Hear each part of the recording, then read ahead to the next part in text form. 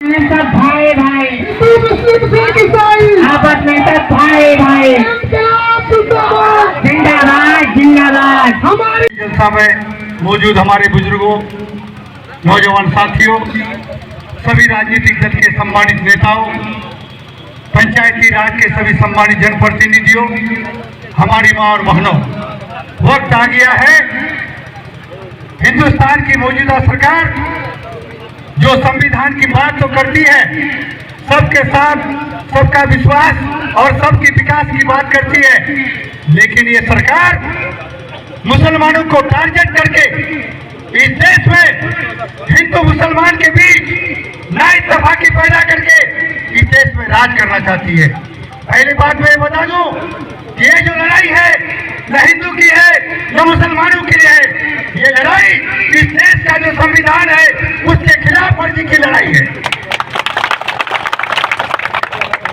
मैं आप लोगों से यह भी आग्रह कर देना चाहता हूं कि आप इसे अपनी लड़ाई मुसलमानों की लड़ाई नहीं समझे। ये तो मुसलमानों को आगे बढ़ाने की कोशिश किया है। और ये गुजरात मॉडल का नाम सुने होंगे आप। गुजरात मॉडल ये है कि इतना दहशत फैला दो, इतना दंगा फैला दो, इतना आगजनी करवा दो कि वहां के लोग डर जाएं और जो कहे वही करें, जो गुजरात में उन्होंने किया। मोदी जी मत भूलिए, लगेगी आग तो आएंगे कई घर जद में। यहाँ मेरे मकान सिर्फ थोड़ी है, ये साजिश है। 3 तलाक, 370 NRC एकदम शॉर्ट में आ जाते हैं, थोड़ा सा समझे। CA पास हुआ, उसका एक मकसद है इस देश को हिंदू राष्ट्र घोषित करना। तो मैं चेतावनी देता हूं मोदी जी, अगर हिम्मत है तो हिंदू राष्ट्र बिल पार्लियामेंट में दो, आपको पता चल जाएगा कि यहाँ कितना हिंदू और कितना मुसलमान है। आपने हिंदुस्तान के कुछ प्रकाप्रस्त ताकतों, जिन्ना जैसे लोगों से RSS को मिला के साजिश करके इस देश को बांटने का काम किया, फिर दोबारा इस देश को बांटने की आप साजिश कर रहे हैं। ये कतई यहाँ का हिंदू मुसलमान भारत का नागरिक बर्दाश्त नहीं करेगा। इसलिए कानून कोई भी बनता है वो जनता की भलाई के लिए है। आपने वक्फ बोर्ड में संशोधन की बात की है या नया कानून बनाया है, यहाँ के मुसलमान से उसकी भलाई नहीं होने वाली है। मुसलमान सड़कों पर आके कह रहा है कि मेरे भलाई के लिए नहीं है। जब जनता नहीं चाहती है तो इस कानून को आप वापस लो, वापस लेना चाहिए आपको। अगर कुछ कमी है तो आपको जो हम मुस्लिम रहनुमा है, हमारे अलमा उलमा हजरात आज टेरागाछ आए थे, किन बातों को लेकर टेरागाछ आज पहुंचे थे? देखिए, टेरागाछ तो मेरा ननिहाल भी है, मेरा क्षेत्र भी है, मेरा जन्मस्थली भी है। टेरागाछ तो आते जाते रहते हैं, लेकिन आज विशेष रूप से यहाँ इसलिए आए कि टेरागाछ में आज जो वक्फ कानून बना है उसके विरुद्ध में यहाँ के लोगों ने एक एहतजाजी प्रोटेस्ट किया का आयोजन किया था, और इसी प्रोटेस्ट में शामिल होने के लिए हम यहाँ आए। अभी जो मौजूदा भारत सरकार एक कानून बनाया है, वक्फ एक्ट जो है संशोधित करके, जो निश्चित रूप से भारत के संविधान का जो है इसका उल्लंघन है।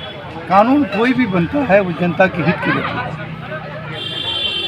आज तक दुनिया में जितना भी कानून बना है आप लोग उठा के देखिएगा तो कानून जनता की भलाई के लिए बनता है। जब वो एक ऐसा कानून आप बना दिए जो जनता खुद एक्सेप्ट नहीं कर रही, जनता करेगी इससे मेरा भलाई नहीं होने वाला है, बल्कि आपको धोखा दे रहे हैं, हमारे ज़मीनों को हड़प करना चाहते हैं, हमारे संस्थाओं को हड़प करना चाहते हैं, तो भाई जनता के हित में जब नहीं है तो उसको आपको बनाना नहीं चाहिए। उसी संदर्भ में आज इसका प्रोटेस्ट है कि निश्चित रूप से ये एक भूल भुलैया है मोदी सरकार का, और वो चाहता है कि इसके आड़ में हम मुसलमानों को धमकाएं, मुसलमानों को धोसाएं। आज मुसलमान समझ रहा है कि तरस है, लेकिन सच्चाई ये है, मैंने अभी कहा कि राजा का कोई धर्म नहीं होता। आप औरंगजेब का चर्चा का विषय रहा है। जब वो गद्दी पर बैठा तो अपना बाप शाहजहां को कैद किया, तब गद्दी पर बैठा। अपने 2 भाई जो विद्रोह किया उसका, दोनों भाई को कत्ल करवाया। सम्राट अशोक का नाम जो हम बड़े गर्व से लेते हैं, लेकिन जब गद्दी की बात आई, सिंहासन जीतने की बात आई, तो उन्होंने कत्लेआम किया, नरसंहार किया, छोटे छोटे बच्चों का कत्ल किया। कहने का तात्पर्य यह है कि राजा को कोई धर्म नहीं होता है, कुर्सी बचाने के लिए राजा कुछ भी कर सकता है। तो मोदी जी को कुर्सी बचाना है, ध्रुवीकरण करना है और हिंदू मुसलमान करके अपना गद्दी को बचाए रखना है। आप किशनगंज जिला अध्यक्ष हैं जनसुराज के, और आपकी पार्टी जो है जनसुराज, क्या इस चीज़ का समर्थन कर रहा है क्या? नहीं, हम जनस्वराज हर वो सही बात के लिए खड़ा है। जनस्वराज कानून जो है, पार्लियामेंट को अधिकार है कानून बनाने का, कानून में संशोधन करने का, लेकिन उसके पीछे मंशा क्या है, जिसके लिए आप कानून बना रहे हैं, जिसके भलाई की बात करके कि मुसलमान के गरीब पिछड़ों को का भला होगा, जब वही एक्सेप्ट नहीं कर रहा है, वही इसका विरोध कर रहा है। कानून में अगर संशोधन करना था, निश्चित रूप से जो कानून बनता है उसमें कुछ त्रुटियाँ रह जाती हैं, उसको उसमें संशोधन होना चाहिए। वक्फ बोर्ड में भी कुछ त्रुटियाँ हैं, इसको एक्सेप्ट किया जा सकता है, लेकिन उसको संशोधित करने से पूर्व जो मुसलमानों के रहनुमा हैं, जो लोग हैं, जिस कॉन्सेप्ट, जिस आइडियोलॉजी या जिस आस्था के आधार पर वक्फ बोर्ड का गठन हुआ, उनके लोगों से मिलाना था, तब उसको संशोधन करना था। लेकिन आपने किसी से कोई मशवरा नहीं किया, क्योंकि आप सत्ता में हैं। अरे और पार्टी तो विरोधी, वो अपने सहयोगियों को भी धोखा दिया, चाहे वो जेडीयू हो या टीडीपी हो, सबको धोखे में रखा कि फला होगा। अरे भाई, आप मैं निश्चित रूप से कहने का मतलब है, ट्रस्ट आपका भी नहीं, राम मंदिर ट्रस्ट है कि नहीं?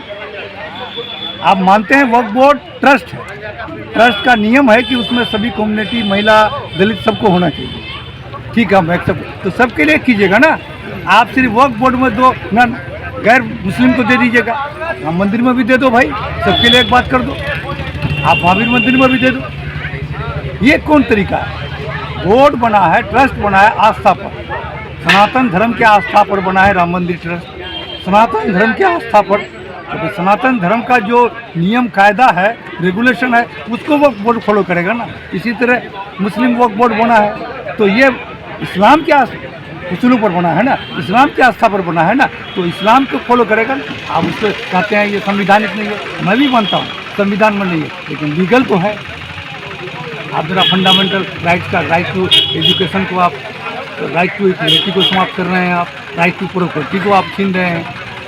गलत है तो उसको कीजिए, हर सही मुसलमान को समर्थन करेगा। लेकिन आपका मतलब है, मैंने पहले कहा, राजा, आज मोदी हिंदुस्तान का राजा है, उसका एक ही धर्म है, वो कुर्सी, उसके लिए वो आज मुसलमानों को टारगेट बना रहा है, कल सिख को बनाएगा, परसों क्रिश्चियन को बनाएगा, अंत में हमारे सनातन भाई हिंदुओं को भी बनाएगा, क्योंकि उसको गद्दी पर बैठे रहना।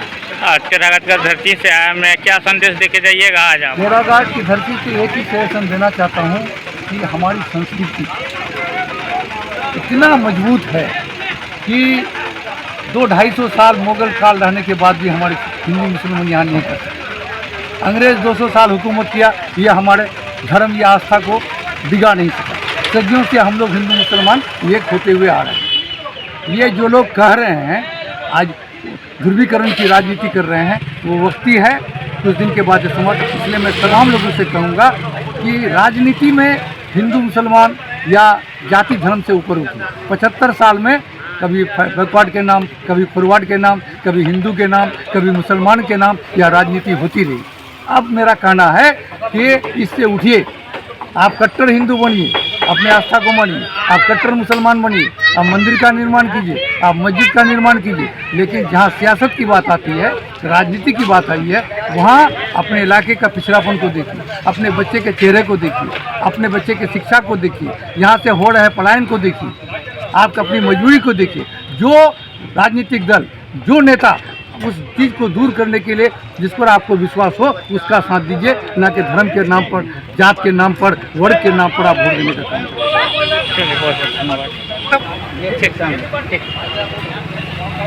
क्या कहिएगा आज ये बिल जो आया है, ये वक्फ बोर्ड को लेकर क्या कहिएगा इस पर? देखिए, वक्फ बोर्ड का जो बिल जो आया है, ये मुसलमान के जो स्कॉलर हैं या एडवोकेट वगैरह है या रहनुमा हमारे हैं, तो गहरा स्टडी करने के बाद पाया है कि सरकार ये हमारे विरोध में लाया। मतलब एक तरह का कह सकते हैं कि ये पक्ष में नहीं है। जो हम लोग का इंडिपेंडेंस था रिलीजन को लेके, उसके उलट जा रहा है इस मामले को लेकर। इसको लेकर हमारे यहाँ के सांसद जी सुप्रीम कोर्ट में दायर किए थे याचिका, उस पर सुनवाई भी हुआ और जजमेंट भी आया है। जजमेंट से कितना खुश हैं? जजमेंट से कुछ बात जो जज साहब माननीय जज साहब का जो स्पष्टीकरण आया है, वो जजमेंट नहीं कह सकते, वो एक स्पष्टीकरण है। तो हमको उससे लगता है कि नहीं, न्यायपालिका पर उतना विश्वास करना चाहिए जितना अपने ईमान पर होता। आपका परिचय? मैं नौबार नाजिर, समाज सेवी तेरागा। आप क्या कहिएगा सर? जी, मैं आज का धरना प्रदर्शन से ये सरकार को मैसेज देना चाहूँगा कि हम लोग यहाँ गंगा जमुनी तहजीब, हमारे स्वतंत्रता सेनानी जौहरअली मस्तान की धरती पे हम लोग हिंदू मुस्लिम एकता की ये ज़िंदगी गुजार रहे हैं। 1947 ईस्वी से अब तक हमारी आज़ादी की खुशी हमारे से छीनने की कोशिश ना करें। हम लोग हिंदू मुस्लिम एक प्लेट में खाने वाले हैं, एक जगह रहने वाले हैं। हम लोग गला से गला मिला करके हम लोग इस देश में जीना चाहते हैं, और हम लोग को जीने से मजबूर मत करें, नहीं तो हम लोग हिंदू मुस्लिम सब एक जगह होकर के हम ये अंग्रेजी वाला सरकार को भगाने का काम करेंगे। आपका परिचय? मेरा नाम मोहम्मद हुमायूं आलम है, मैं हडमा पंचायत से समिति प्रतिनिधि हूँ। चलिए, बहुत बहुत धन्यवाद।